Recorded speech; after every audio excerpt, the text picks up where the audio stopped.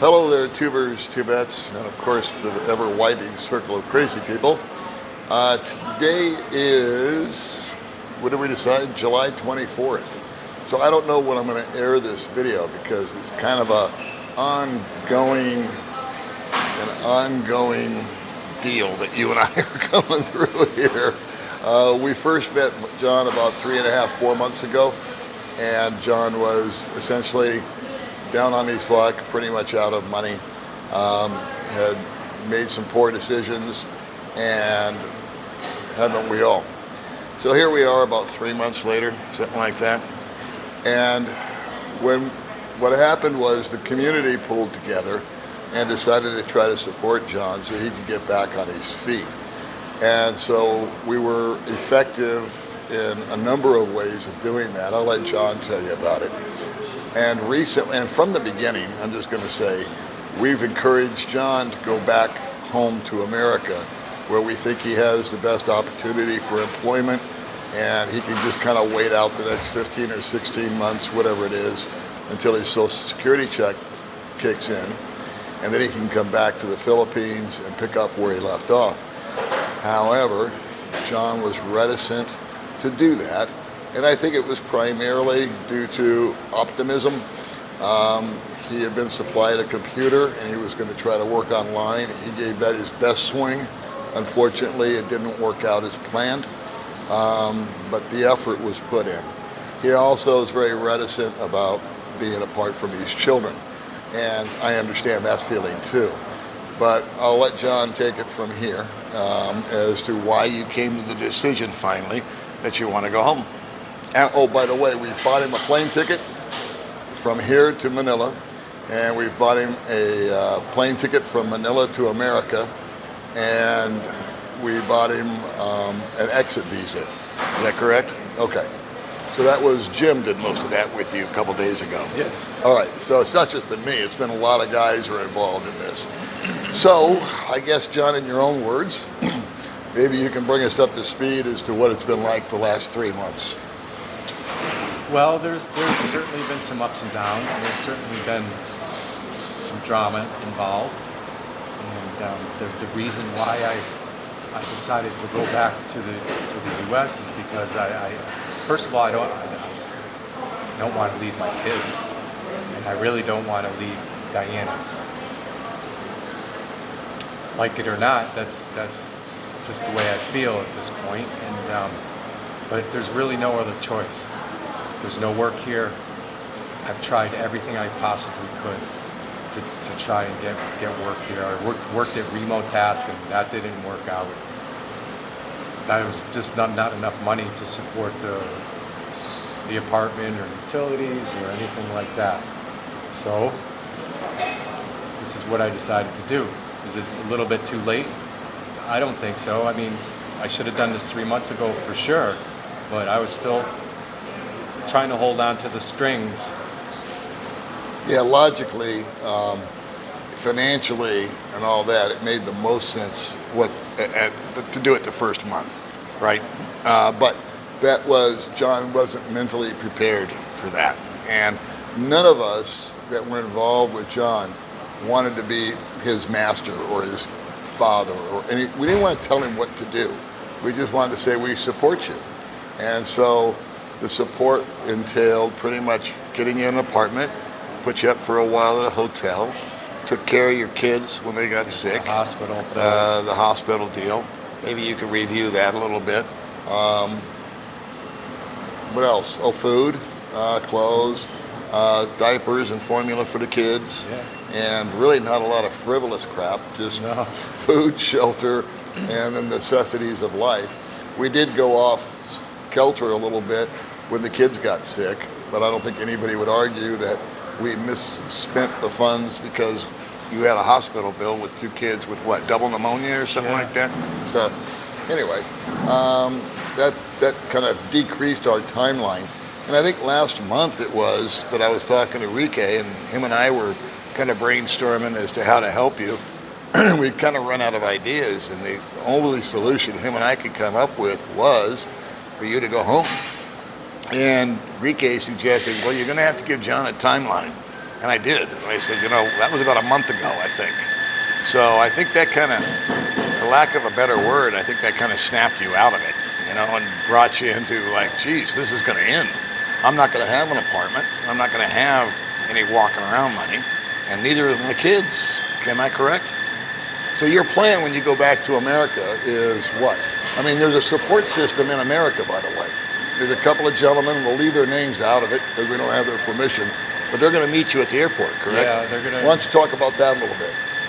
Well, I mean, we're in a coffee shop and they're grinding beans, so I'm going to do my best to keep the microphone. They're picking me up at the airport and taking me where I need to go. I guess we're going to find a shelter or something like that, and it's just nice to have them there. But they've given me all kinds of links and everything that I can use for government agencies, for what's it, welfare or food stamps or whatever like that. And then hopefully I can find a job quickly. They've assured me that I should have a job almost immediately doing something. And that's really, really good. And I need to, but everybody's been great. And so that's what the plan is. So basically I'm leaving here 3 months later that I should have done 3 months ago, but I didn't because I wasn't ready for that yet. And most of that is because I don't want to leave the babies, and I really don't want to leave Diana at this point. And but now I've decided that is exactly what I need to do. How does Diana feel about all this? She doesn't want me to go. She doesn't want you to go. No. Does she understand the big picture? Yes. Does she understand that if you do leave, that you would be what we just discussed, that you'd be employed? I think, did you tell her you were going to send her some money every month? Yeah. Well, they have enough formula to last, and not diapers, but enough formula to last until, like, I don't know, six or 8 weeks. From today? Yeah. So Okay. She's got, it's 2 bags a week, so she's got 8 bags. Because we did stack up a supply of the formula and the diapers. Yeah. I remember that because there was a formula shortage. And I told him, I go, dude, you got to go buy a ton of formula because I thought it was going to hit the Philippines, but I was overreacting. But still, it's going to get used. Yeah, it's she's like got enough formula to get her by, and I've given her, fans, everything from the apartment that I don't want, that I don't need. So she's set up pretty good at home there, upstairs, and I gave her the hot plate, pots and pans, and stuff like that, stuff that she needs. And I have even given her, the extra food that was left over, so she has that too. So. well, that's good. That's basically that. I want to make it clear too, because it was suggested many times that Diana have an opportunity to come on the channel and sort of like talk whatever's on her mind also. So I just want to verify that I've made it clear to John that she's welcome to come on anytime. Yeah. I don't talk with her. It's not my place to talk with her. She has sent me a couple of messages. They've always been very polite. They've always been very respectful. And basically, she's just said thank you a couple, 3 times when she has contacted me. And I never reached out and said, okay, want to come on the channel, because I didn't feel it was my place. I told John to tell her. And when the kids were in the hospital, baby May was there with them. Remember they went to go pay the bill or something like that? Can I tell them how much the bill was? Yeah, but the point I want to make is that I think May mentioned to her that Diana could be on her channel too. It's just, again, I just want to be clear, it's just to give Diana equal time, equal opportunity. There's his side of the story, there's her side of the story, and then the truth lies somewhere in the middle is the popular thing. But I'm in agreement with John. I don't think Diana wants to perpetuate anything. I think she just wants to live her life and leave it alone. So, talk about the hospital. Well, the hospital ended up being 110,000 pesos. 110,000 pesos. And Diana had Phil Health, and that took care of And that 30, was with PhilHealth. Yes, with PhilHealth, so it reduced it to 80,000. Okay, okay, But okay. when I was in the hospital, I mean, I'm running around. I mean, I spent all my days running around to all the different pharmacies looking for the medicines that the doctor wanted me to get, stuff like that. Half of them you can't even find in Dumageddon. I mean, I was just running around like a chicken with my head cut off. And Diana and I ate the food in the hospital, so we didn't spend anything extra. We ate whatever they gave us. So we've taken it down to the wire. We had a collective of funds for you, and now we're at this juncture with the apartment where there is an opportunity that they may ask you to leave simply because we took the money for the apartment, and myself and another gentleman, we actually contributed a little bit to make it work financially to get him a plane ticket to America. That was like $1,400 or something like that. And then the exit clearance and the plane flight. So I think we were at $1,700, somewhere around that number. I don't know. And now he's got, how much? 17,000 pesos? 16,000 pesos, about $320. And so we want him to hit America with some USD in his pocket. So right now, we're going to try to see if we can, if he has a security deposit at the apartment of 9,000 pesos. He's also got a contract that was never signed by him, and he's also got a contract that we just read it, and it says for 3 months, but then it takes him out to November, which is 6 months. So the contract's pretty much worthless because he didn't sign it, it hasn't been notarized, and the dates are wrong. So we're not clear. We're going to try to piecemeal it and see if they will allow that security deposit to float him for the next week or 10 days, and then we'll find some guys here locally. Hopefully can put him up, or we'll just find him, May says there's boarding houses that are cheap, and they're nothing special, believe me. But they're a roof over his head and a restroom, and he can always go to my house or Jim's house or somebody's house, take a shower, get cleaned up, get a meal.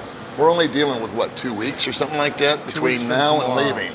So that's why I'll probably hold on to this video for a few days before we post it, because one thing I've learned in this situation is that things are constantly in a state of flux.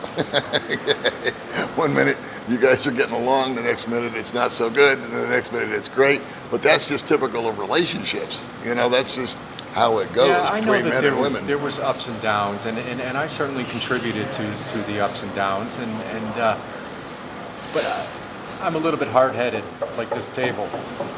And once I finally come to the conclusion that I contribute, and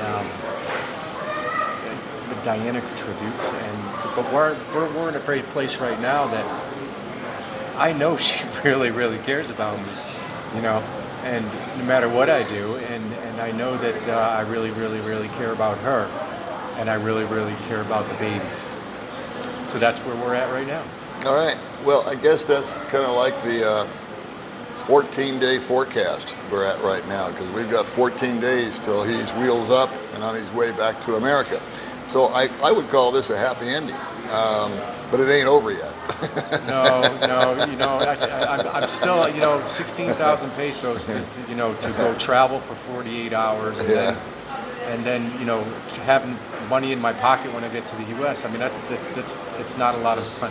It's not a lot of money. But I do think the guys on the receiving end are fairly well-to-do. They're not rich guys, but nobody's going to let you starve, And I think the jobs are fairly simple to get in the United States. I know there's inflation, and I know there's a looming recession and all these negative factors. But from what I understand and from what I've heard, there's still a shortage of workers. So I would think that being able to get a job at Costco or Best Buy or just a place where you can make 18, 20 bucks an hour should be fairly simple. Again, I don't know. I'm not there. You guys are there. Maybe you guys can let us know. Where are you landing? Chicago or something like that? He's going to Chicago. I have to go from Manila to Hong Kong, 10-hour layover, and then I go to New York, which is another 3-hour layover. That takes me into Chicago, and then then the other guys are gonna pick me up, and I guess it's another, what, 2 or 3 hours to where I'm. How long is this flight? I'm gonna be in the airports for 48 hours. Good Lord. So Brutal. so that's where you're going to I'm need like at. 3 days just to recover. Well, I know, but I'm expected to hit the ground running there, and Nobody expects you to hit the ground running, buddy. Trust me. These guys have traveled. This ain't their first rodeo. They know that when you get off that plane, you're going to be two things: tired and hungry. Yeah. Right? So you're going to want a shower. Well, you're going to want a meal. You're going to want to lay down. And I got the feeling between the two of them, they'll be able to make all three things happen. Put a couple bucks in your pocket, and then progress from there. Yeah. So what we'll do is we'll probably do one more video. Maybe when he's getting on the plane, maybe he mentioned maybe doing a family video with Diana if she wants to. I don't know. We'll see what happens.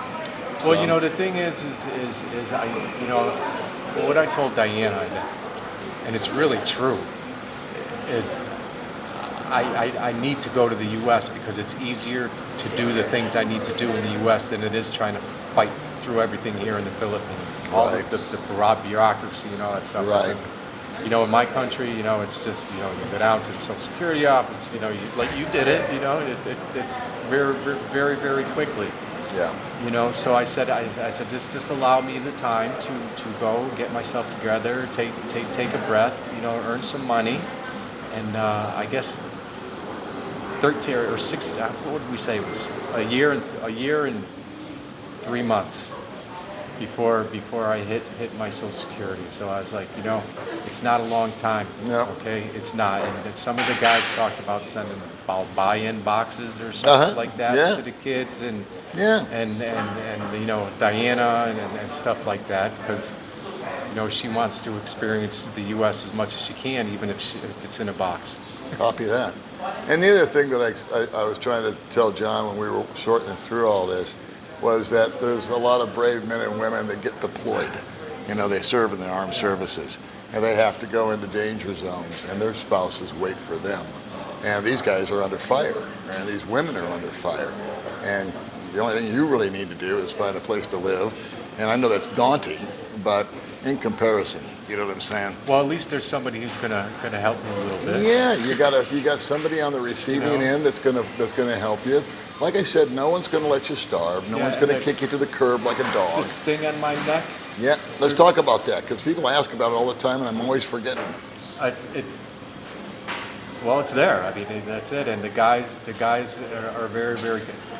People have concerns about this thing on my neck. So, hopefully, apparently, I can go to some free clinics or something like that, in the U.S. and see if we can figure out what the heck is wrong with it.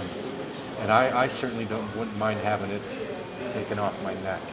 Have it looked at, yeah. All right, so I guess the moral of the story here is, I'll repeat what I think I said once before, but for those of you coming out to the Philippines, working online, let's address that for a minute.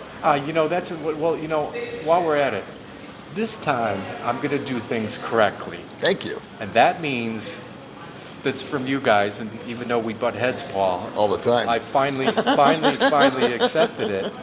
Is I need an emergency fund in the bank, what, 10, 15K or something like that, and then I need an income. So if I get sick or something like that, the babies get sick or something like that, even Diana gets sick or something like that, then we have an emergency fund to handle that. And the next thing is I know that I'll have an income every single month. And to me, that's wonderful. I can have a motor again, hopefully, and I can have a bigger place, to bring the family to. Yep. And that's my goal. My goal is to come here and take care of my family and hopefully Diana as well. I was telling John outside just before we did this video, I said, you know what? I get great relief knowing that no matter what, on the second Wednesday of every month, I'm going to get my Social Security check. And it's going to be more than enough to cover my rent and food and all this, that, and the other. And I can piddle it away. As long as I pay my rent and I buy some food and I've got the essentials, should I do some sort of knucklehead thing? I don't know what it would be, gamble or something like that. It doesn't really matter. As long as I've got a roof over my head and I've got my electric bill paid and I've got water to drink and food to eat, then all I really got to do is tough it out until the next check comes in. You'll be in the exact same position. And the safety net is critical just because of the emergencies. What I wanted to touch on real quick, and then we'll call it a day, was the online working thing. If somebody wants to supplement their income or earn their income before moving over here, maybe you're not at retirement age. The only way to do it, in my mind, is to go ahead in your home country and sign up for 1, 2, 3 companies. Either it's teaching English or doing Cambly or accounting work or working for some sort of company remotely, whatever. Do it. Make sure you get a paycheck. Make sure the check clears, that there's no issues with the banking. In other words, do a test run with it, or them, if you've got 2 or 3 different opportunities. And that way you know that it's functioning and that it's working. And the reason I say is do 2 or 3 is never want to put your eggs all in one basket, because you might be hired by Google, and maybe Google downsizes. Well, then you can flip back over to teaching English or going to Cambly or whatnot. At least you're set up and running. And all you need is an internet connection, which can be challenging out here, but still, you get the drift. A savings account where you've got a cushion, where if the lights go dark, you can't transfer your money, even though it's sitting there. You've got that money sitting here, $3,000, $4,000, $5,000, whatever number you come up with, that'll run you at least for 2 or 3 months that you can rely on until you get whatever problem is sorted out. But that income stream is just so important. And no matter how many bad decisions you make, as long as you go ahead and pay your rent up front, stock yourself up with some food, you can be as big a knucklehead as you want. You got any final words for those knuckleheads? Yeah, well, I'm doing the best I can. I mean, I've come to the decisions that these guys wanted me to make, and I was just holding on by a string for the last 3 months, thinking that things were going to get better. But this is where we're at right now. I have plane tickets home. There's people who are going to help me, and Diana's just going to have to take care of the kids. I mean, there's nothing to be done about that. I mean, she needs to take care of the babies, and I think she will. And I'm really happy about that. And she knows I'm coming back here. I'm not abandoning the kids. I'm not abandoning Diana. I'm not doing any of that. I'm just stepping away for a little while. Like you said, maybe going off to war or something like that. I don't know. But I'm just stepping away and going to get myself together, take a deep breath, and get away from some of the drama that goes on here. Just take a breath and take care of the kids and Diana from afar. All right. Well, that's it for now, kids. And maybe I'll give you a list of stuff I want from Walmart for when you come back. Yes, you'll be part of the ball volume box. Yeah, exactly. Actually, that's been suggested to me, by the way, to take care of Paul. Exactly like that. 5 things that he likes. I want some hand puppets. All right, see you guys later. So, say goodbye, John. Okay, bye, everybody.